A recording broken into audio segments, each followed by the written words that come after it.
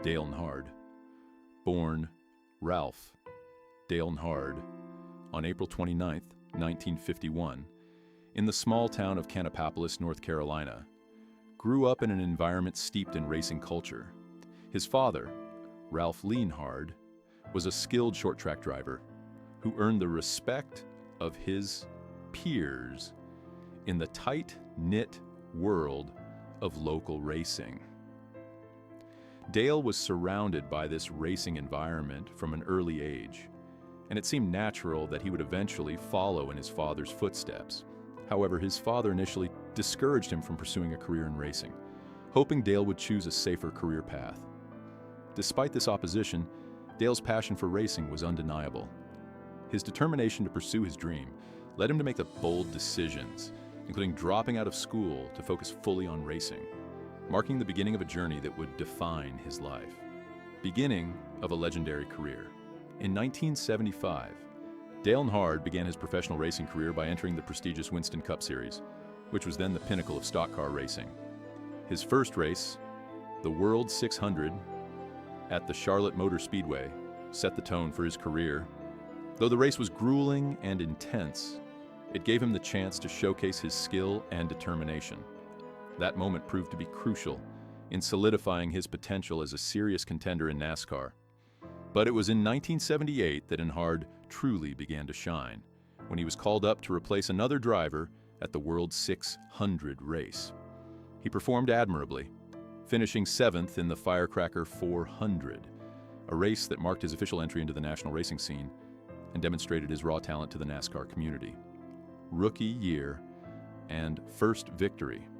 In 1979, Dale joined Rod Osterlund Racing for his rookie season. That year marked a significant milestone in his career when he secured his first win at the Bristol Motor Speedway, one of NASCAR's toughest short tracks. His victory on this challenging circuit, which demands precision and quick reflexes, proved his versatility and capability as a driver. The win also helped him establish himself as a competitive force in NASCAR. To cap off his rookie year, he finished 7th in the overall standings, an impressive feat for someone just starting in the series. This success laid the groundwork for his future accomplishments and set the stage for what would become a legendary career in NASCAR, growing influence and strong partnerships. In the following years, Dale's career continued to soar as he formed a powerful partnership with crew chief Doug Richard. Their collaboration yielded impressive results, with Dale winning races in key NASCAR venues, including Bristol, Nashville, and Charlotte. These victories showed that Dale had the skills to adapt to various types of tracks and racing conditions. His aggressive driving style, combined with strategic decisions, made him a force to be reckoned with. By 1981, Dale had joined Richard Childress Racing, a partnership that would become synonymous with his name. This partnership allowed him to continue his climb through the ranks, ultimately leading to his dominance in the NASCAR circuit. The Daytona 500 victory.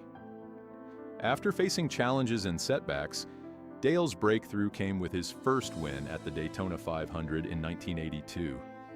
The Daytona 500 is one of the most prestigious races in NASCAR, and winning it marked a major turning point in Dale's career.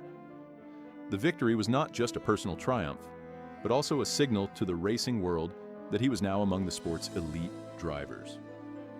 His win at Daytona helped him solidify his place in NASCAR history and marked the beginning of a period where he would consistently challenge for championships. Throughout the next few years, Dale's success continued, and he became a fan favorite, known for his fierce competitiveness and ability to perform under pressure. Champion again and again. Throughout the 1990s, Dale continued to add to his championship resume. In 1990, he won 9 races and secured another Winston Cup championship. His performance that year highlighted his ability to compete at the highest level, even as the sport became more competitive.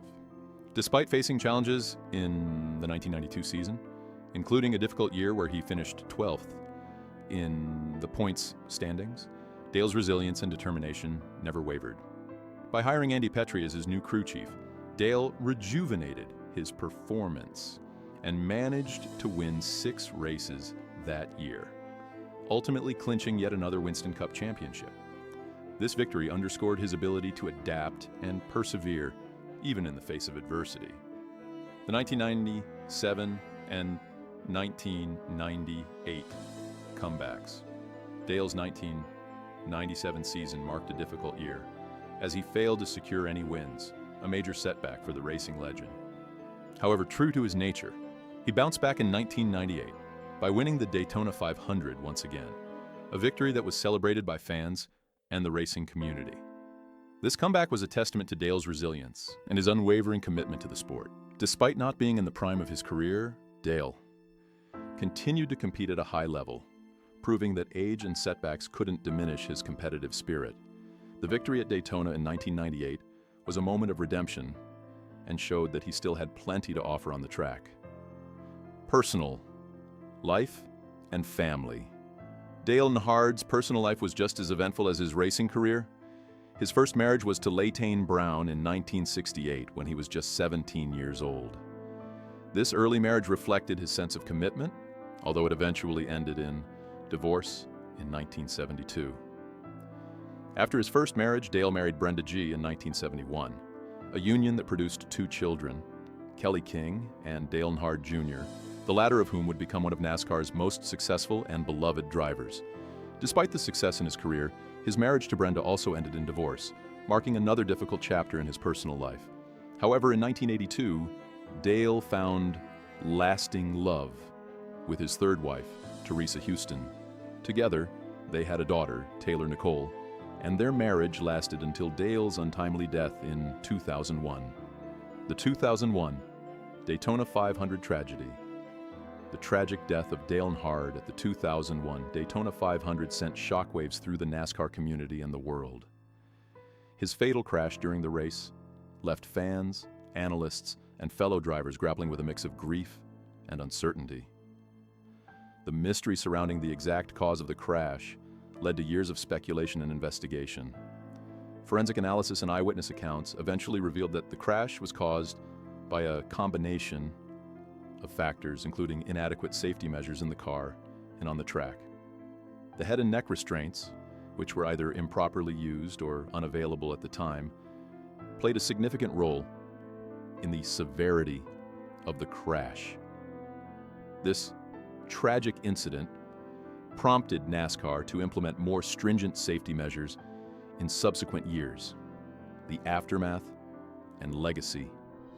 The tragic events of the 2001 Daytona 500 were a turning point for NASCAR, sparking a series of safety reforms within the sport.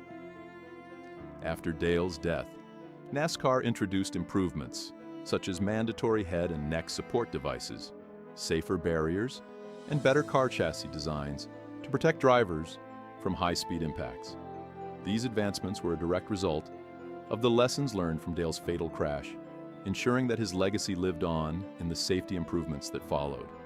Despite the pain and loss, the sport made strides to protect future drivers and prevent similar tragedies from occurring again.